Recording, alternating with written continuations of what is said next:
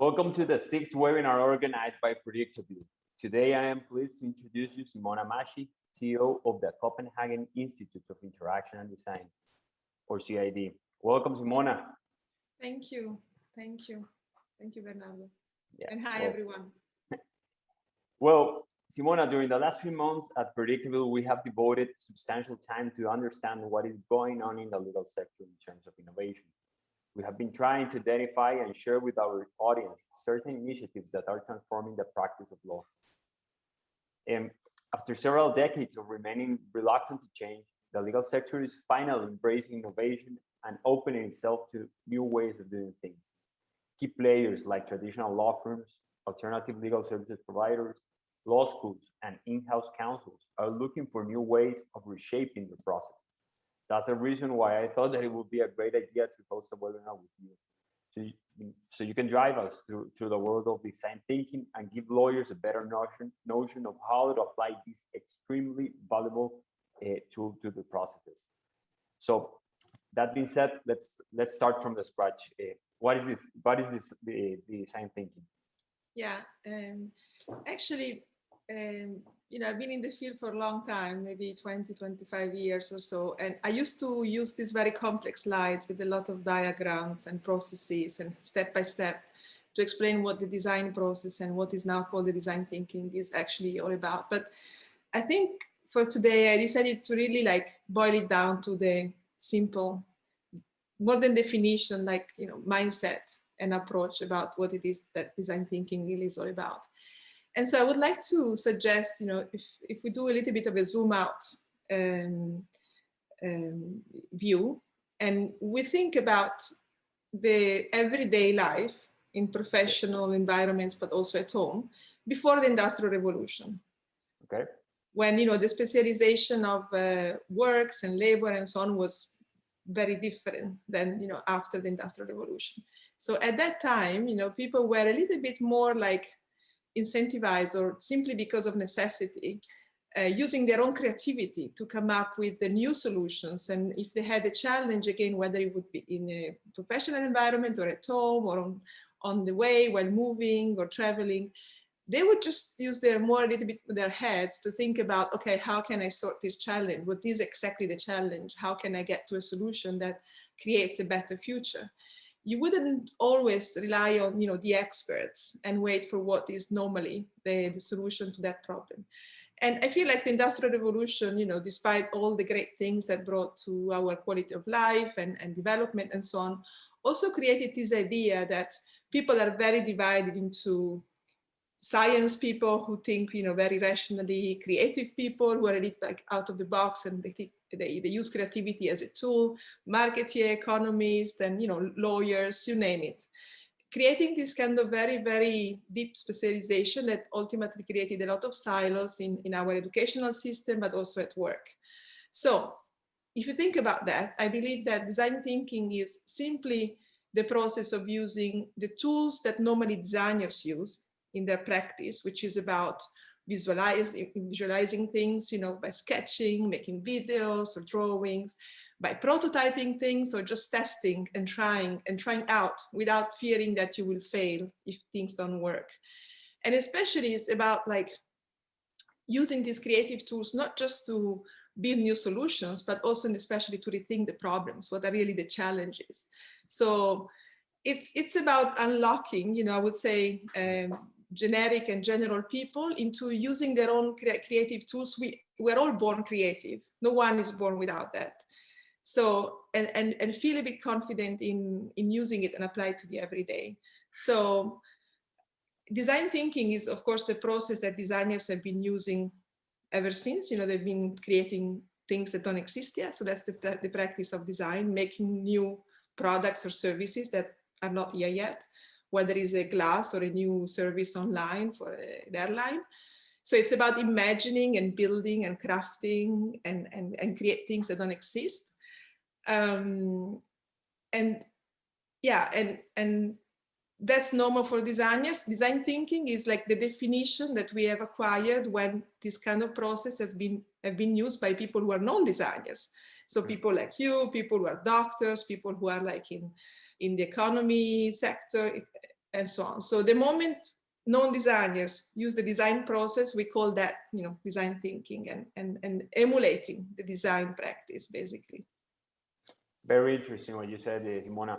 And are there any, have you seen any of the professions that maybe are not like suitable to apply these kind of techniques, or this can be applied by all sorts of professionals? No, not really, because design thinking can be applied to redesign the product and the service that a company or an organization, public or private, is bringing to market, whether it's a hospital or a law firm or like a brand, a global brand, but also to rethinking organizations. So design thinking can also be applied to rethinking the way people actually organize themselves at work, in terms of how the teams work, how the departments are organized, and so on, all the way to kind of more society kind of, you know, level. And it's known now, especially also touching a little bit on your topic, that government are investing huge amount of money on how create policies that are actually co-created with the citizens, and actually make everyone part of this creative process of rethinking policy of all sorts, from, you know, new implications with ethics, inclusion, and so on. And technology can do a lot in that. So I don't think there is really a sector, but I would say, as a little bit of a provocation and with a smile, that maybe the legal one is one of the one of the ones who really need to speed up the process. So definitely, that's the reason of this webinar, and we will get deep into that soon. So Simona, I would like to understand what kind of role plays CID when advising companies in the application of this technique. But before that, I believe that it would be important for you to give us a little bit of background of yourself and, of course, about CID. Yeah, so about myself, I'm Italian, as you might hear, and living in Copenhagen for 15 years. I went to law and business school at the beginning of my studies and switched very quickly into architecture. And then I did a PhD on design and innovation, and it was all about exactly thinking like systemic innovations for the future. So what we call scenario building, and exactly this idea of imagining futures that don't exist yet and how you prototype them. And I spent most of my life in working in between Italy and traveling quite a lot, but my base is now in Copenhagen, where together with other 5 founders and co-founders, we started CID in 2006. And in 2000 and last year, we, as you know, established also presence in Costa Rica. Right now, due to the pandemic and other events in Copenhagen, we're just 2 people. We decided to slow down with the operations here and pause them, actually, basically.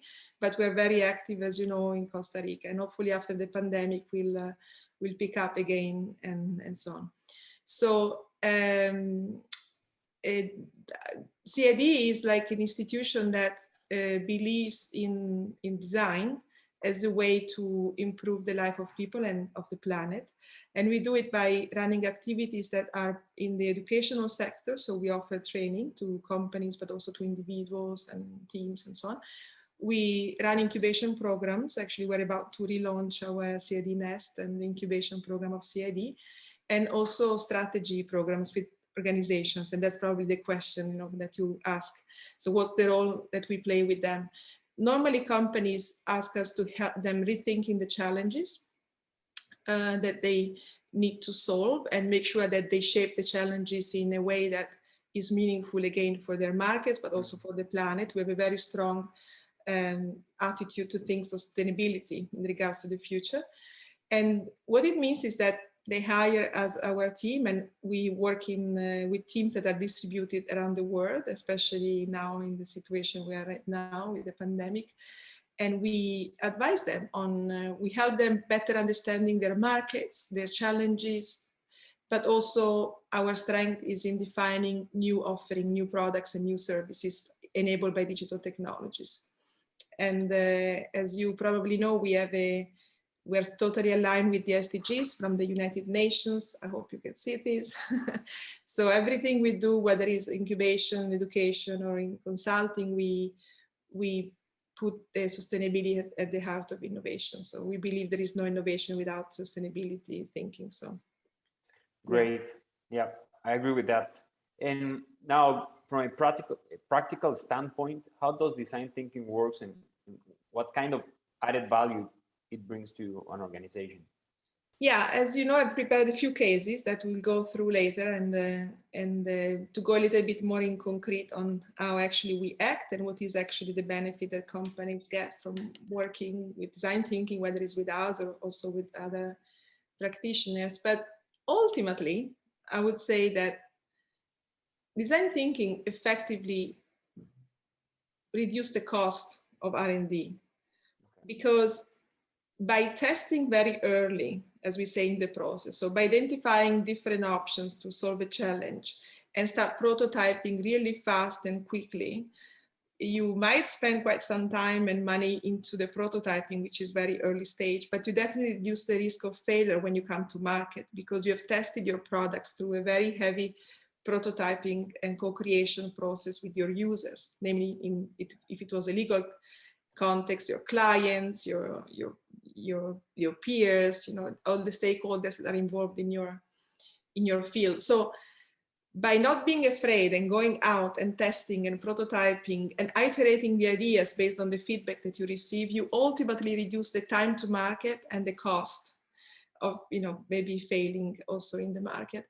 And then a great benefit is, I would say, also the ability to think a little bit like out of the box, which is maybe a language which is a bit like too generic, but we help companies to go beyond what's maybe already they're thinking in their own strategy. And we do it by simply actually bringing them into the context that they want to innovate. So if it's in hospital, we make sure that our client or partners spend time with us in the hospital, actually living in the hospital, really understanding the reality being inside.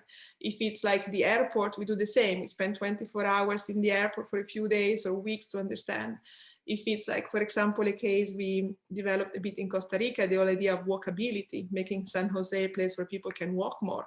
We spend days and hours in interviewing people, understanding them, why they don't walk, what's happening, what's the infrastructure limitation and all of that. So it's often the benefit is opening up to new possibilities, but also I would say exposing their teams and people to a new process.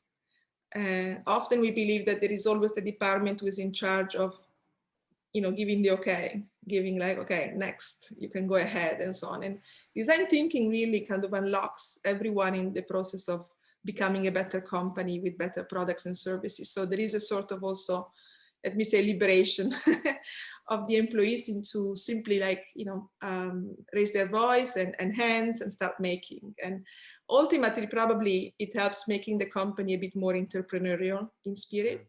Mm-hmm. And yeah. Okay. And well, I understand that you have worked with all kinds of companies and organizations across all sorts of industries. Like, would you mind sharing with us a few stories of success? Sure. I'm ready. Let me share the screen.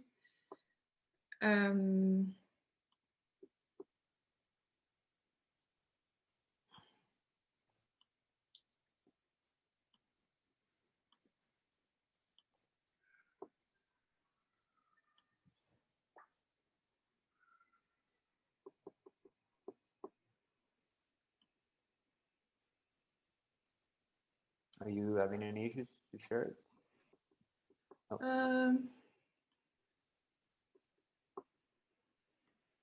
I think we are sharing now, no? Is this working? Yep. Great. So as I said, I'm not a really big fan of definition, also because they evolve, as you know, we all evolve, and especially we are now way more flexible than we were two years ago, I think, you know, also in our own beliefs and framework. So, but about the design thinking process, just to keep it like really quite simple, as I said, it's a lot about reshaping the challenges, so that we call problem setting. So really understanding what is the challenge at hand. So for example, in the case of the legal context and the topic that you want to bring to this webinar, where are the challenges? You know, it's a big question.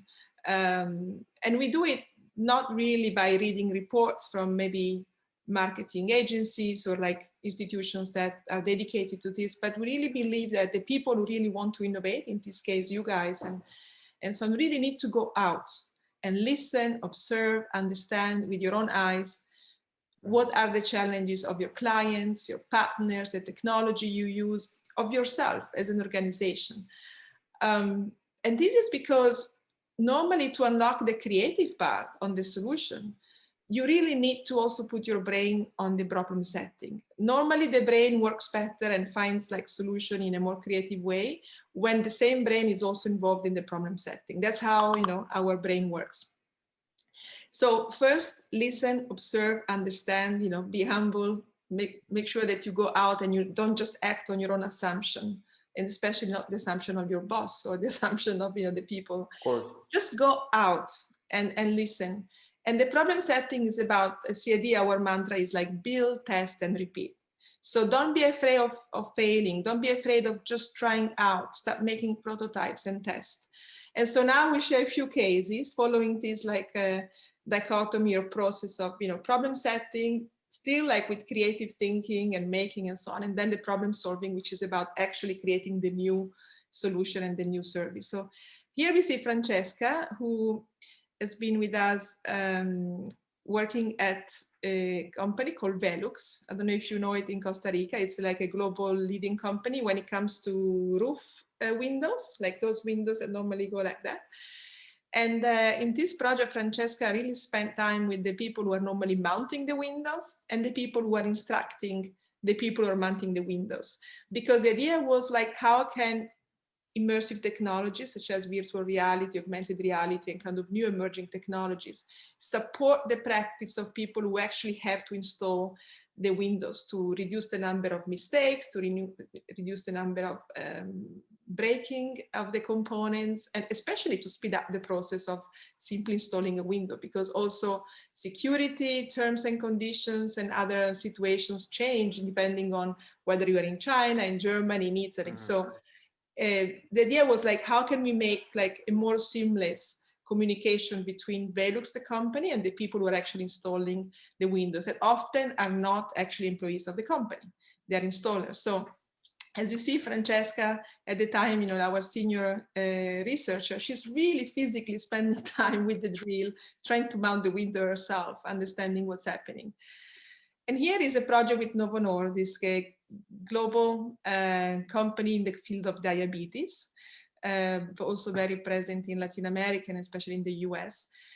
And we wanted to, Novo asked us to help them innovate their offering, not only at the level of the actual, you know, device that you use to inject insulin in your body, but give something to the company that could really help the patient navigate their whole like life with diabetes, which is not just the medicine, it's not just the device, it's the whole like everything around. Diabetes is a condition that requires a lot of, you know, actions in the everyday. So what we did, we spent about a month in US, and in a month we only interviewed and we got to know 3 people. Imagine. So against any very, very qualitative research. But with those 3 people, in the case here is like the third lady has from Rose from the left, we were with them from the beginning of the morning, from 7 o'clock to when they went to bed. So we really got to know everything about their life, beside the visit to the doctor, the time where they inject the insulin, or the moments which are like purely medical touch points, you understand? So it was really getting under the skin of Rose.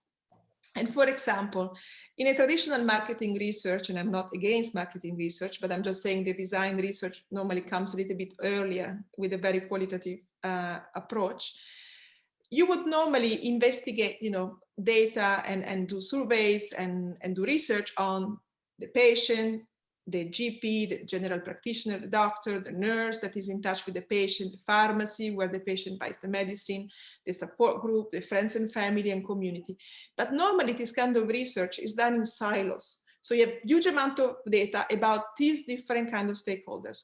What we tried to do was to put all this data in one system. So we didn't interview just a generic nurse or a generic doctor or generic support groups. We did interview the nurse of of the patient, of ROS, the general practitioner of ROS, but also the employer, the friends and family, to really map out what it really means to live with diabetes in her life. And we did it for the 3 people. And by doing this, and this is actually a little bit of a hope and inspiration for the legal sector, we really looked at the gaps in between the different stakeholders, because everyone is, of course, doing their very best to make the life of ROS as great as possible. But there is no communication between them. So when you have multiple stakeholders involved, this kind of design research and going out and really listening and interviewing people gives you the chance to build a system of information around, in this case, the patient. But it could be the same for like a client in your company, in the legal firm.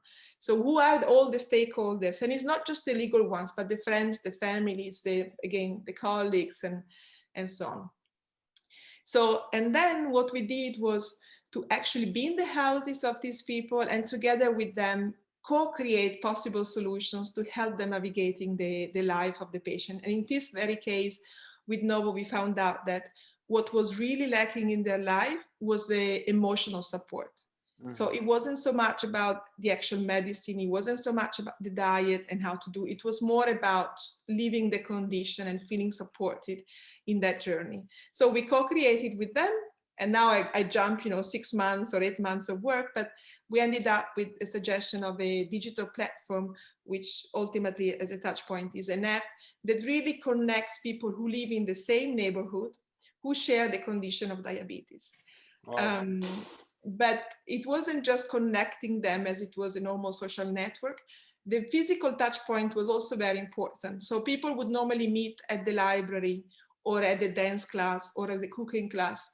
We understood that it was important not to start from building yet another diabetes group, but people would actually come together maybe because they had children in the same school, or again, they would go to the same library, and then they also happen to have diabetes together. So the first point of contact was never about diabetes. And we only did that because we really understood that because we spent time with them.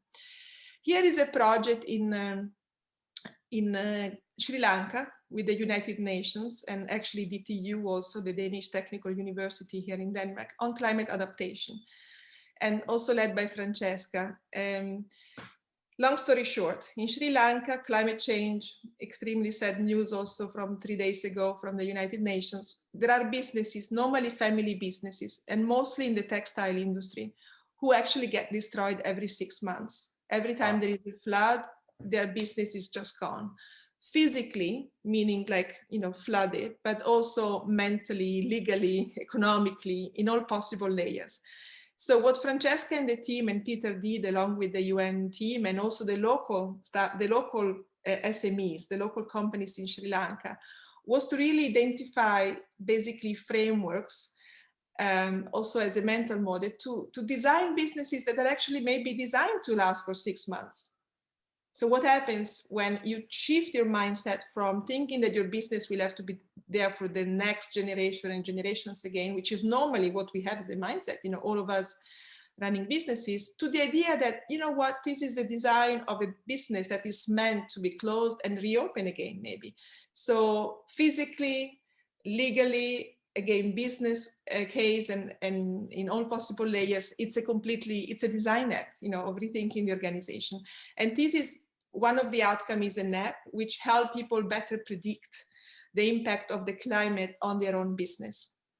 And as we speak, this app has been piloted by, I think, around 30, 40 startups in Sri Lanka. Wow.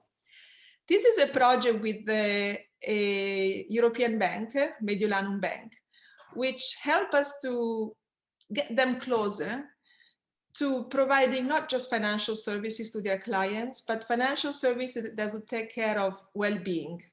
So how can a bank be there, be a partner in the life of our customers, not just because we make sure their finances are okay or they get the most return out of their money in the bank, but how can we make sure that their everyday is filled with well-being, where actually money is a vehicle maybe to get there. So it was actually a great question to be asked by a bank. And so I'm very proud of the project. The team spent approximately 2 months to interview 44 people around the world globally.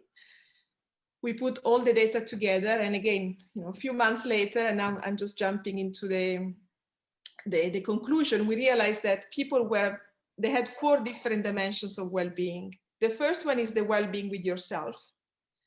The next layer is the well-being with your family and close friends. And then there is the layer of well-being with your community. So the community you belong to and you refer to, also culturally as an identity and so on. But there was a new layer which really discovered by the interviews, the layer of the planet. So people really more and more identify themselves and their well-being as being connected to their relationship with nature, with the planet, with sustainability. And we felt like there was absolutely no bank, maybe now, this is from 3 years ago. At that time, there was almost no connection between your financial life, the bank, sending money, getting money, and what you do actually in your everyday with the planet and nature. And so from there, we were part, along with, of course, the fantastic team in Flowy and Mediolanum, to build a new platform that you can also find, unfortunately, is only in Europe. It's called Flowy, which is really a way for, especially young people, is targeting people in between 18 and 35 years old, to make sure that their mindset and their heart set and everything is aligned to their values when it's about finances. So basically, they make sure that, for different kind of transactions generate like, for example, planting trees actually in Latin America, or they make sure that every time the customers of the bank make a decision in their everyday life about well-being, the bank is kind of reminding about the things they can do in their time and with their finances to feel closer to nature, to do something also meaningful for the planet. As you say, here the brand is in Italian, it says, your account, meaning your bank account, helps you to develop your potentials while you're taking care of the planet. So it's both like a mentor in terms of developing a better financial life and business, it's a bank, but while you're actually taking care of the planet, which I think is quite advanced as an idea. So as you see, problem setting and problem solving using design tools, which means like being out, understand the problem with your own skills and hands and sensitivity and so on. And then immediately start making prototyping as soon as you have a feeling of a possible direction. And the prototype is not meant to be the final prototype. The prototype is just like a vehicle to ask questions in a different way to everyone involved. And so here we are in China with Volvo, where basically we were asked to support the development of a new concept car, a new SUV. And the whole idea was to serve people who are spending a lot of time commuting, which is basically almost everyone in China, and kind of high-end customers. And so our team at the time spent a lot of hours in the car with the commuters. And, we are in situations and we are looking at generations that have to do with the one-child policy. So people who normally have maybe a family with young children to take care of, but also the elderly parents and the parents. And life is quite stressed. Let's just, say it's quite intense. So with the European mindset, we came there thinking, the more we reduce the time commuting, the better for these people. But we found out the exact opposite. The people that were in the car traveling sometimes 2-3 hours a day, they just felt like that time was their time to be quiet by themselves, enjoying a little bit of the music, the food, the coffee they like, stop at the bar they prefer, the coffee shop they prefer. We didn't sense at all the need of reducing the time. So what we did with them was to develop but they were very sensitive, for example, about the pollution, the environment, going at the right times where you don't find like the worst, air, basically. So what we did was to suggest maybe a direction where the navigation system now is not just suggesting you the fastest or the shortest route, but also the cleanest. Wow. So they don't care maybe about increasing the ride of 15 minutes or 20 minutes, as long as the air is cleaner. We definitely need to apply that story to Costa Rica. That will be extremely useful. Especially with all your, green and beautiful plants around. And with the traffic of the city. Yeah.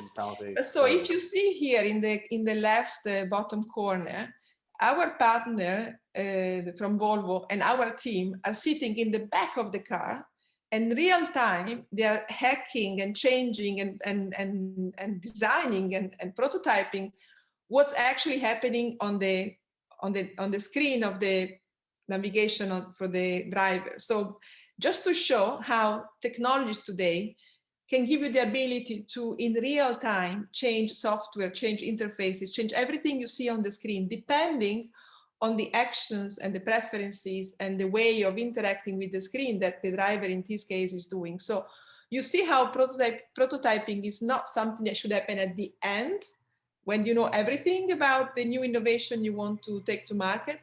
At the opposite, prototyping is something you should start doing when you don't know enough about how to get to the solution, as a way to test. Again, remember, build, test, repeat. Don't be afraid.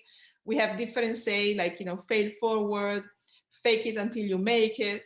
All of these means don't be afraid, just start building, sometimes with paper, sometimes with cardboard, sometimes with very, very frugal material. This is a project with Leo Pharma, a global leading pharmaceutical company for skincare. And this is a case of psoriasis, which is actually very, very spread condition around the world. And people with these conditions, just to give you a data insight, because it's a project that really touched us also as designers, where we really felt like, the need to do something. Just to give you an idea, we interviewed people in the US who for 15 years had not been attending any social event outside of the working hours or family activities, because of not really feeling comfortable with their skin and not knowing how their skin would be at the time of the social event, whether they would have a rash, whether it would be too red, and so on. So imagine the paralysis, as you say, like how handicapped you can be. And of course, there is a lot on the market. There are like lotions and medical products that can help you cure sometimes the condition, but not always. And normally this is like, a little bit like the legal sector. This is something that normally is in the hands of the doctor and the regulation, in regards to medical products and so on, and the patient. There isn't much around it. There isn't much research around, all of the stakeholders and the places where these people spend time and so on. So what we did was to, again, spend time with them and realize that actually many different factors are contributing to the way their skin is, both from a medical perspective, but also aesthetically and so on. So for example, it's not just the lotion and the pharmaceutical product that can fix, but a lot of people do a lot of do-it-yourself kind of taking care of the skin. So they go to different supermarkets, they do their own investigations, and they often have lots of products in their cabinets in the bathroom. And normally the doctor doesn't know about this because it's not strictly medical and so on. But also we realize that taking care of the skin is not just something you do in your bathroom in the morning after the shower, but it has to do a lot with, for example, when you go to the gym and you get sweat and the physical activity. It has a lot to do with the pressure, the humidity in the air. It has a lot to do with the sun and the temperature and the weather in general. So I'll try to be short. We created this basically Internet of Things, I would say, application, where we created these different buttons that you see here on the lower right corner. So different kind of buttons that can be applied to anything that the customer, the patient thinks has to do with the care of the skin. So again, items from the gym, the coat that they wear when they go outside, in the polluted area, and so on. And all these buttons are connected, and they visualize through the app. And basically, anytime the patient is touching one of these things, whether it's a lotion, they shower, or they leave the home, or they go on the bus, they touch this button so that actually the system tracks their activity, the time of the activity, and also the frequency of the activity. And then, you know, I don't go too much into the details, but you can start making predictions about how the skin will look like in the future, putting all this data together. But also, the doctor has a much more informed view of the lifestyle and the everyday of the patient that normally is not taken into account when you have the meeting with the doctor. And so this is the very first prototype that actually we built at CID, also with the technology. Eli, Francesca, and Peter worked on this set, and now I'm very happy to say that ClickIt is a platform on the market. It was a startup, so Leo Pharma spun it off as a startup, and it's also co-founded by the European Union Research Fund. It's mostly targeting elderly people. Also, the technology and application and the solution has also been shifted to the fact that often elderly people forget whether they've taken the medicine or, you know, and so on. So by including this technology, touch technology, simple click, that's why it's called ClickIt, you actually share your data with the doctor and the medical sector. And here we are in Costa Rica.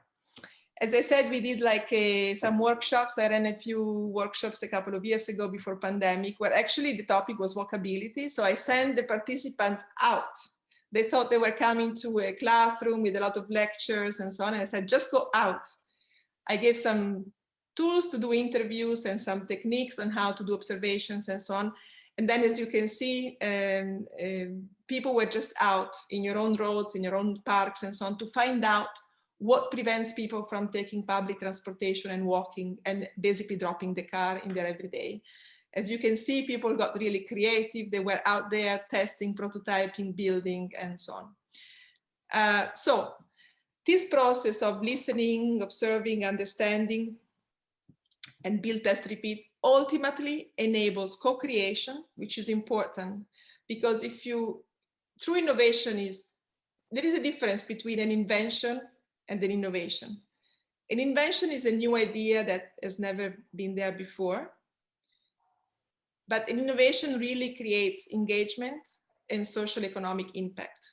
And for the innovation to happen, so to move from invention to innovation, you need like all the stakeholders to be aligned. You need people to feel engaged with the value of the new idea or the new product and service. And you really need to make sure that it's implemented in people's life. Otherwise, it just stays at the level of being an idea, you know, a great invention, but with no impact. And so this process really enabled co-creation and the alignment between all the people that normally have their own, you know, they serve their own strategies, of course, because they are like, they look at their own agenda, at their own like department. So for example, in the airport in Copenhagen, where we also ran a great project many years ago, we realized that within the airport, I'm not joking, there were 152 companies, all having their own agenda. So for example, the duty-free wants the passengers to stay at the duty-free as late as possible until he has to board. The people at the gate, they want the passenger to come half an hour before, because, you know, then they can secure a very fluid and a simple flow in going to the plane. And, you know, the friends and family who are saying goodbye, they would like to stay until the last minute.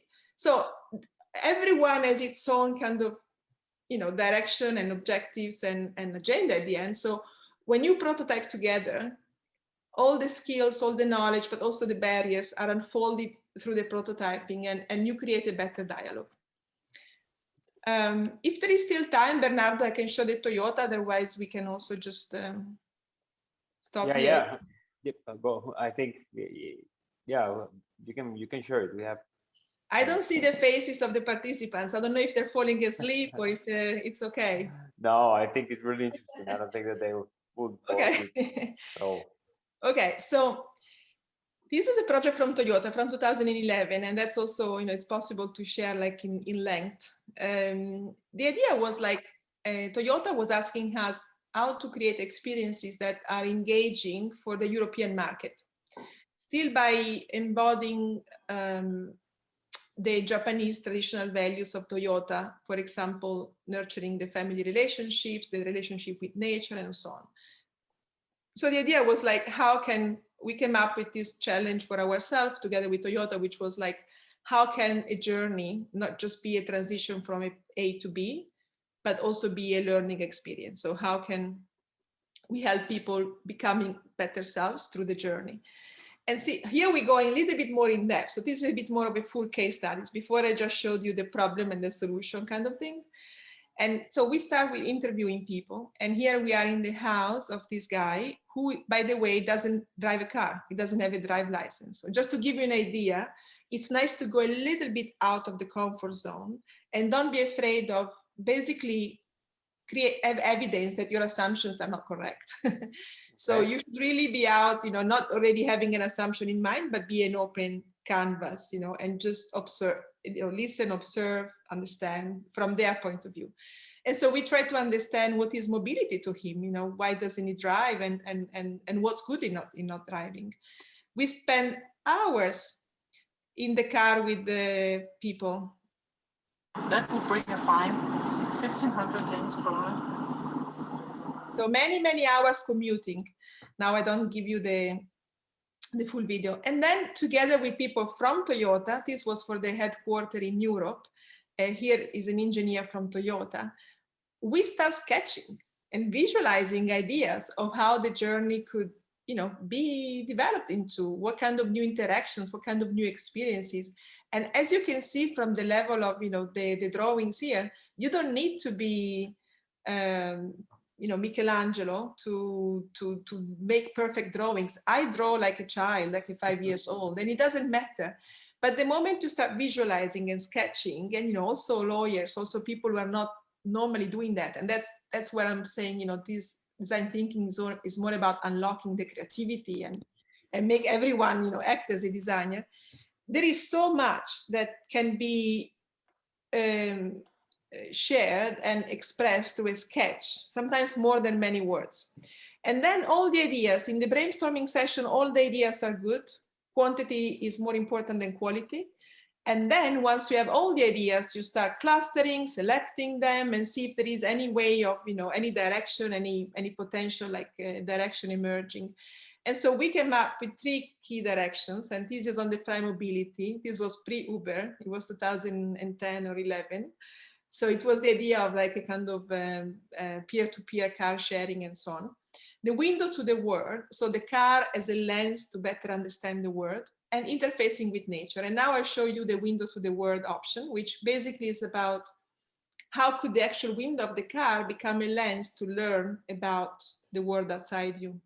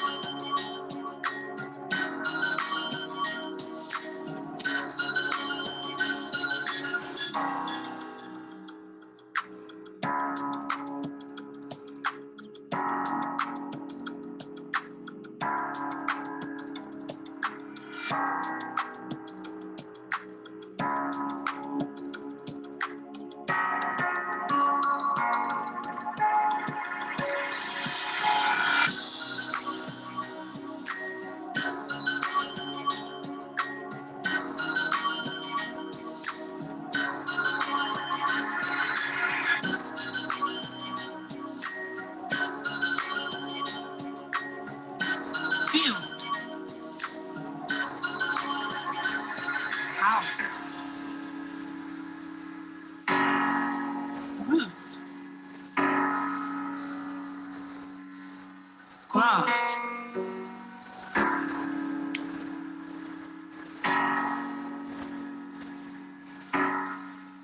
This is the first prototype that we did in the simulation. And now you see the child is basically coming up with her own ideas. So she's looking at us and she's saying, well, if I can zoom in, then I can also maybe draw on top of the animal. So she's the one actually creating such an innovation for Toyota. We are just through the prototyping enabling the unlocking of her creativity. And that's what prototypes normally do.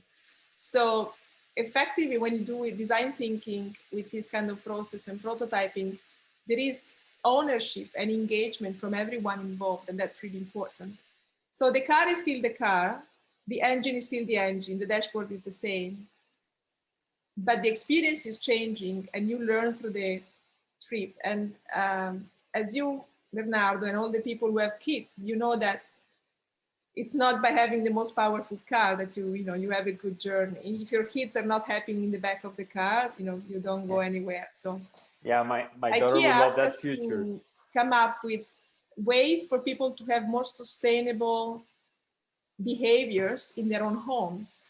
And it seems like, based on our research, that often the data about the environmental consumptions, namely water and heating and so on, energy at all, we don't really see it. It's not tangible. I mean, we see the bill at the end of the month or so, but you don't really know what you're doing for the environment, good or bad. So this is a shower that 1 minute before your average consumption of water will light up and let you know that if you stop soon, you start reducing your consumption of water. So it's not stopping the water is not getting cold, but it gives you a nudge, it gives you an idea that if you want to start reducing, it follows your consumption. And again, going back to the tangibility, this is when you buy a painting, you buy it because of the pattern, because of the aesthetics, because you like that actual visual that you see. And so this is a painting, is a piece of art. So this is like data about consumption and energy and environment, like transformed into art. When you buy, there is again, a visual you like. But if you consume too much water, which is the red data here, or too much water, the canvas will become white. So the beauty of the painting is gone if your consumption is not very sustainable. And here is a chair that when you come home in the evening, if you haven't walked enough, it's a little bit up. And of course you can sit on it and it will go back and be flat, but it just gives an idea of maybe you should go out and take a few more steps. But as we're here, Bernardo, because the idea was also to provoke some thinking about how about the legal industry. And it's not easy. It's not really easy. It's really not easy. There are 3 main components. And again, I'm not teaching you guys because, you are the experts and you know more that this is the challenge, but really it's a balancing act between making things that people can use and understand. And it seems like there is a lot to do with the legal language, which is so hostile. I mean, we need translators to talk to lawyers, right? Because it's really difficult to really get into the field. But in general, it's about designing the new artifacts, the technology to increase the effectiveness of the people's actions and maybe sometimes also replace them. So for example, I would love my lawyer, like my doctor, I would like lawyers and doctors kind of, you want to have nice conversations with your lawyer and feel like in safe hands and feel like the face, the smile, the attitude, the confidence that they give you that's what you want to feel. And let's leave all the things that technology can do to the technology. So it's a little bit like the doctors. Patients are claiming to need more like warm hands. More like feeling more like supported in their actual condition, more than looking at all the clinical results and so on. So finding out the role of tech is a big question, and also of course the law and all the policy that is in place, and to promote a fair and just society and to empower people. And a couple of days ago I sent out to the community the news about the webinar coming up, and I asked for some input from Elio, Diane, Andrea, Jose, and Faye, who are actually, by the way, a couple of them are lawyers.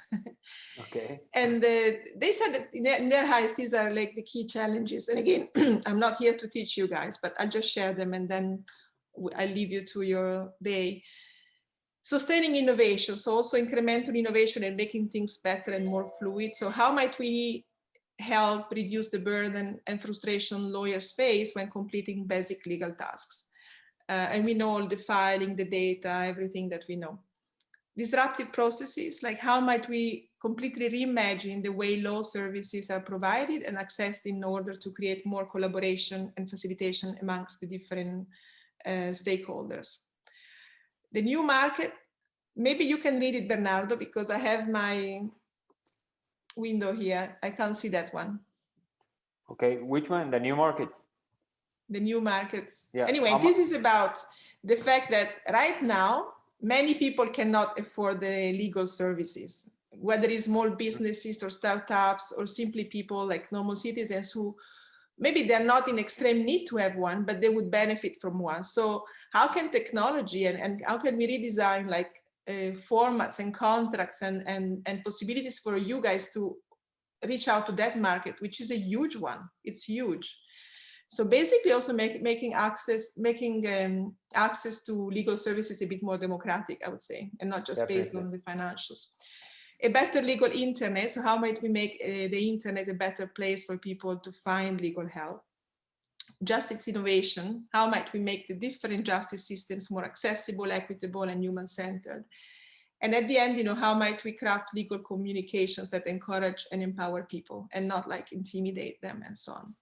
And here are a few resources that I'm happy to share also, maybe in a different format, that help me better understand. I must say, getting incredibly excited about this field.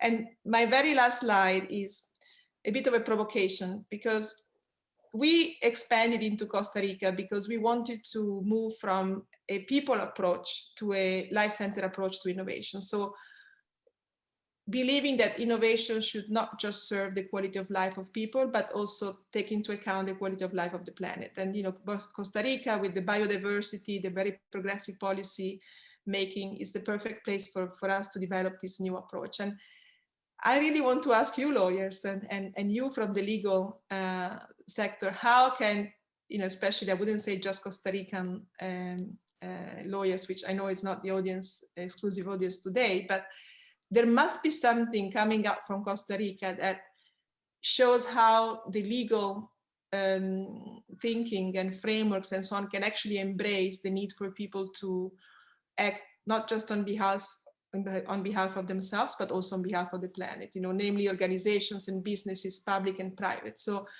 we know that the attention to ethics, the attention to inclusion, to kind of new values and new parameters coming up are requesting radical innovation when it comes to the law side. And so if not from Costa Rica, from where, you know, like the most, the kind of legal approach that really help us making better decisions for the environment too, in name of the SDGs. So I'll stop here, and very happy to, I don't know if there is any question, or also anyway be in touch with answer your questions, Bernardo, or anything.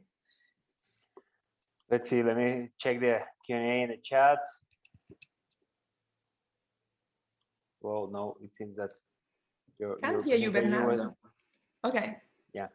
No, I was checking the Q&A in the chat, but it seems that your presentation was pretty clear because you don't have any. And yeah, I think it was fantastic. It was fantastic, and a lot of things that you mentioned definitely should be applied to the legal sector. For example, what you said about the diagram. I remember my professor, had a professor in Chicago in the mergers and acquisition course, and he said, before you start a transaction, you should diagram everything, all the elements of the transaction, all the steps that should get up, so you can have a better notion of how you can innovate the process and to deliver a better product for your client. So definitely, yeah, that diagram technique definitely boosts creativity, and it should be the starting point of every process. Now we have a question here. So Manrique Olen, a good friend and former colleague, he says, any comments on the accounting service innovation?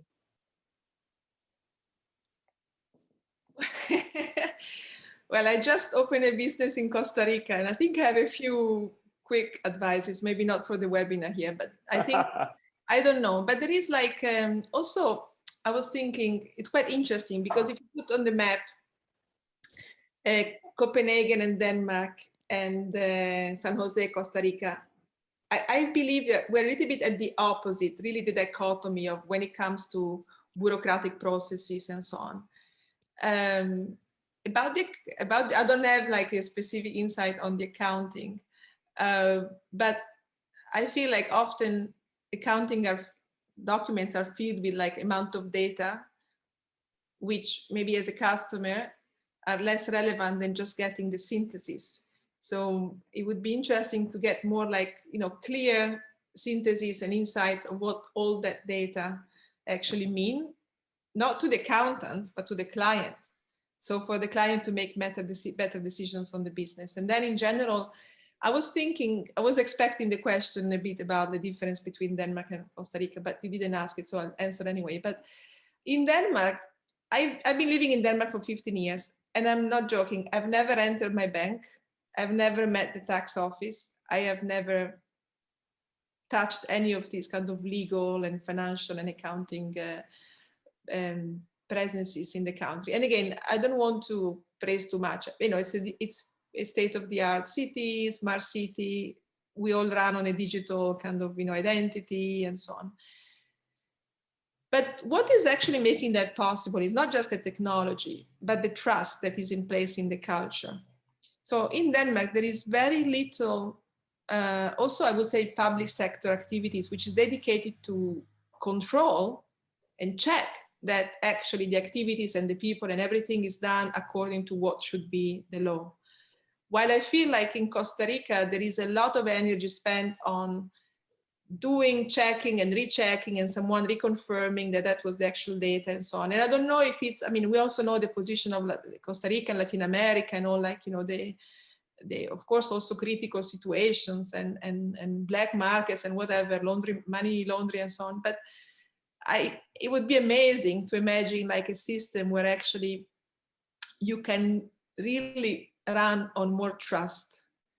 Whether trust is created because you spontaneously trust someone, or the question would be, can technology help creating more trust between the parties? That's where technology should play a role, maybe, right? Not just in the accounting, but also in the legal. How can we make trust more part of the business environment and financial environment to run businesses in Costa Rica and other places? But I don't have a specific a general answer for Rica now, but obviously it has not been easy to set up in Costa Rica. There are a lot of processes and a lot of, I wouldn't say barriers, it's just processes, things to do and queues at the bank and letters after letters. But let's see, maybe it is you guys maybe are sparking some new initiatives and to smooth the processes and the business life and legal life in Costa Rica. Well, definitely, yeah. That's the idea of this webinar, yeah. Like to put that idea on the top of mind of lawyers and to bring some kind of motion, or put some certain process in motion here in the legal sector. And well, Simona, I really thank you for your time. It has been an incredible journey. Thanks for sharing so much information. Yeah, so well, we keep in touch, and thanks so much. Thank you everyone. Have a good day. Bye bye. You too. Bye, have a good one.